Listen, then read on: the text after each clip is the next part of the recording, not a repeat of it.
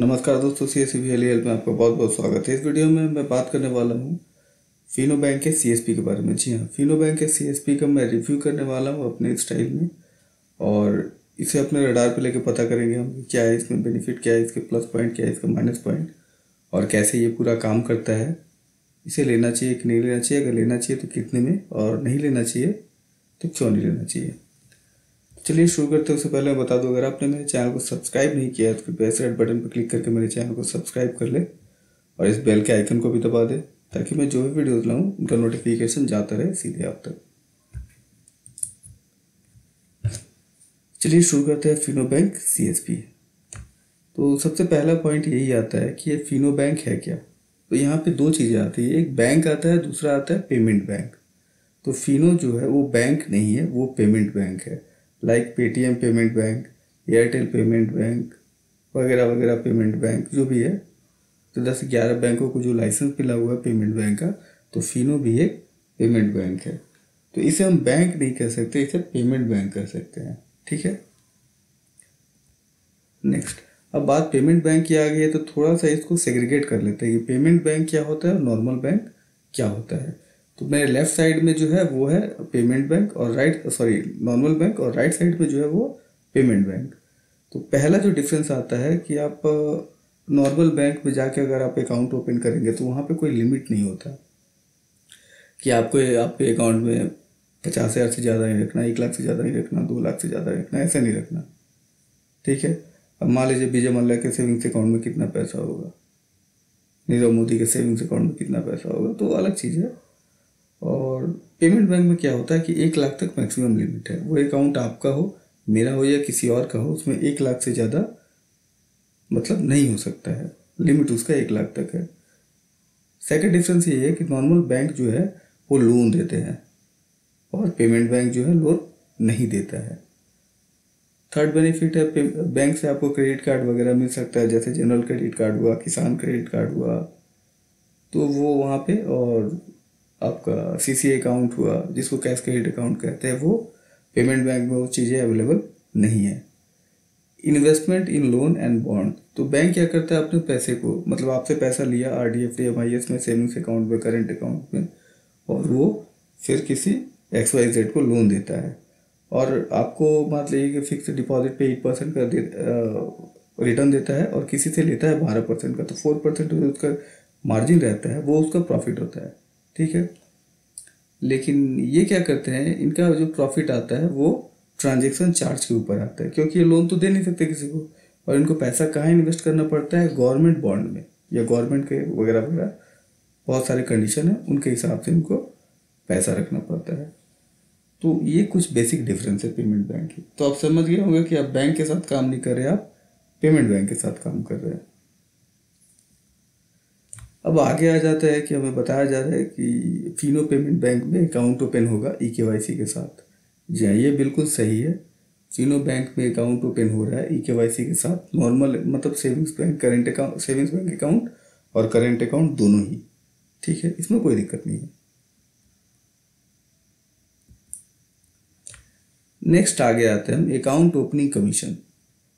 अब कमीशन में बताया जा रहा है कि इसमें पर अकाउंट ओपनिंग 35 रुपीज़ का कमीशन मिलेगा, और डिपॉजिट और विड्रॉ पे भी कमीशन मिलेगा।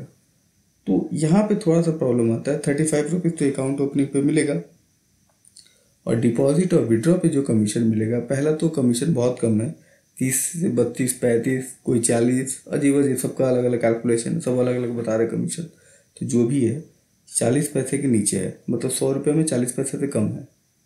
ठीक है, इससे तो ज़्यादा अपना DG पे में है। उसके बाद यहाँ पे कैश डिपॉजिट आप 100 रुपये से ज़्यादा फिलहाल तो नहीं हो रहा है, और होगा भी तो चार्जेबल होगा। और विड्रॉ आप कर सकते हैं, विड्रॉ का खैर जो नॉर्मल लिमिट रहता है उसी के हिसाब से रहता है, विड्रॉ में कोई दिक्कत नहीं है। तो अगर कैश डिपॉजिट होगा नहीं आपके पास, विड्रॉ होगा नहीं, तो ट्रांजेक्शन का कमीशन कहाँ से आएगा। ठीक है, चलिए आगे बढ़ते हैं। अब यहाँ पे बताया जा रहा है कि रुपए ATM कम डेबिट कार्ड मिलेगा। ठीक है, वो भी स्पॉट, आप तुरंत किट है वो निकाल के अपने कस्टमर को दे देंगे, उसका अकाउंट ओपन हो जाएगा।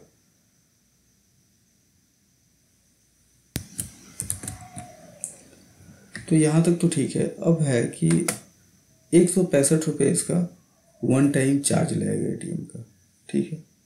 और एक बात है, यहाँ पे जब एटीएम कार्ड में स्पॉट किसी कस्टमर को दूंगा तो उस पर तो उसका नाम प्रिंट रहेगा नहीं।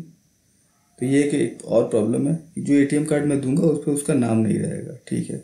इसके बाद इसका चार्ज है 165 रुपीज़। तो इससे तो बढ़िया पेटीएम है, क्योंकि उसका चार्ज है 120 रुपये और कमीशन भी है 50 रुपये, लेकिन उसमें थोड़ा सा कंडीशन है, वो बात अलग है। तो यहाँ पे एक एटीएम कार्ड दे रहा है कस्टमर को जिस पे उसका नाम प्रिंट नहीं रह रहा है, उस देने के लिए उसको कस्टमर को वन टाइम चार्जेस पे करना पड़ रहा है 165 रुपीज़। ठीक है। नेक्स्ट, अदर जो बैंकिंग प्रोडक्ट होता है, जैसे उसको पासबुक मिलेगा नहीं, चेकबुक मिलेगा नहीं, मिलेगा भी तो बहुत सारा कंडीशन है और बहुत हाई रेट है। नो क्रेडिट कार्ड नहीं मिलेगा, आरडी, एफडी, एमआईएस वगैरह ये सारे प्रोडक्ट उस पर नहीं होंगे। नो लोन एप्लीकेशन, कोई ग्रुप लोन, किसान लोन वगैरह वगैरह कोई एप्लीकेशन का कोई फंडा नहीं है इसमें। No OD and settlement account, तो इसमें ओडी और सेटलमेंट अकाउंट भी नहीं होगा।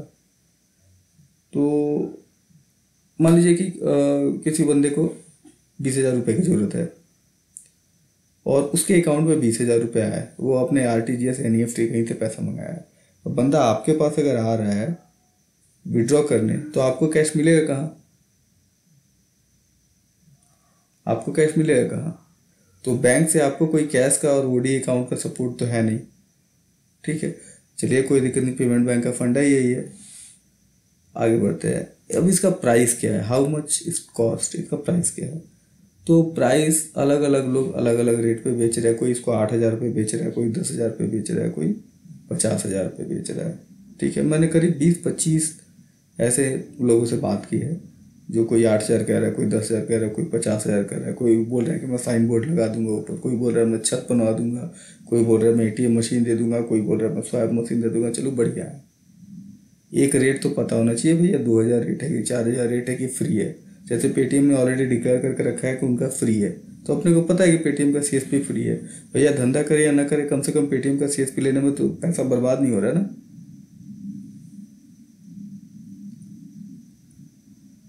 तो आगे का बात है कि मेरा डिसीजन क्या है।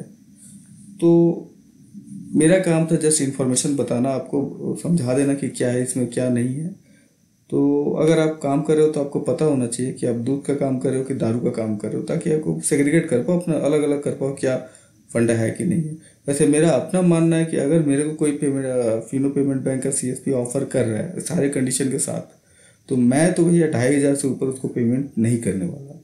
और 2,500 तक कोई अगर मेरे को ऑफर कर रहा है कि ले लो यार 2,500 रुपये लगेंगे, तो 2,500 तक मैं सोच सकता हूँ। लेकिन उससे ऊपर मेरे लिए थोड़ी सी मुश्किल की बात है। बात बाकी आपका कंडीशन है, आप अगर देख लो, आपको लेना है लीजिए, आपको नहीं लेना है मत लीजिए। लेकिन मेरे हिसाब से पेमेंट बैंक का, फिनो पेमेंट बैंक का जो एक हवा बना कर रखा हुआ है CSP, Fino payment bank CSP, ये है वो है, वो ये नहीं है। अगर आप बैंक सीएसपी के बारे में सोच रहे हैं तो फिनो बैंक वो बैंक नहीं है। फिनो को एक पेमेंट बैंक की तरह लीजिए, पेमेंट बैंक की तरह काम कीजिए, पेमेंट बैंक की तरह कमाइए, तो कोई दिक्कत नहीं है। लेकिन 40,000, 50,000, 10,000, 20,000 दे के लेना मेरे हिसाब से तो बेवकूफ़ी वाली बात है। आगे आप खुद देख लीजिए, समझ लीजिए, अगर आपको अच्छा लगता है तो लीजिए, नहीं तो आपकी मर्जी। फिर भी आपको लगता है कि आप फिनो बैंक का सीएसपी लेना चाहते हैं, आप फिनो बैंक का काम कर सकते हैं, तो आप अच्छा खासा पैसा कमा सकते हैं। तो डिस्क्रिप्शन में आपको इस फॉर्म का लिंक मिल जाएगा, इस फॉर्म को फिलअप कर दे। वो फिलअप करने के बाद आपको 2-4 डिस्ट्रीब्यूटर से कॉल आ ही जाएगा, जो आपको तरह तरह के प्रपोजल, तरह तरह के कॉन्सेप्ट ऑफर करेंगे। आप उनसे बात कर लीजिए, देख लीजिए, सोच लीजिए, समझ लीजिए, और आपको लगता है कि नहीं जमता है तो फिर काम कीजिए। वैसे जानबूझ के मतलब समझ लीजिए, थोड़ा पूरा जान लीजिए, पूरा जानने के बाद अगर आपको अच्छा लगता है तो फिर कोई दिक्कत नहीं। लेकिन ये जान लीजिए कि ये पेमेंट बैंक है, बैंक नहीं है। तो इस फॉर्म में यहाँ आपको नाम भरना है, first contact number, state, district, post office, और उसके बाद पिन कोड डाल के सबमिट कर देना है। जैसे ही आप सबमिट कीजिएगा ये रिकॉर्ड चला आएगा हमारे पास, और हम डिस्ट्रीब्यूटर सबको फॉरवर्ड कर देंगे, वहाँ से वो कांटेक्ट कर लेंगे आपसे, जो भी सिलेक्टेड है। और वीडियो अच्छा लगे तो प्लीज़ लाइक, शेयर और सब्सक्राइब जरूर कीजिएगा। तब तक के लिए हैव अ नाइस डे। जय हिंद, जय भारत।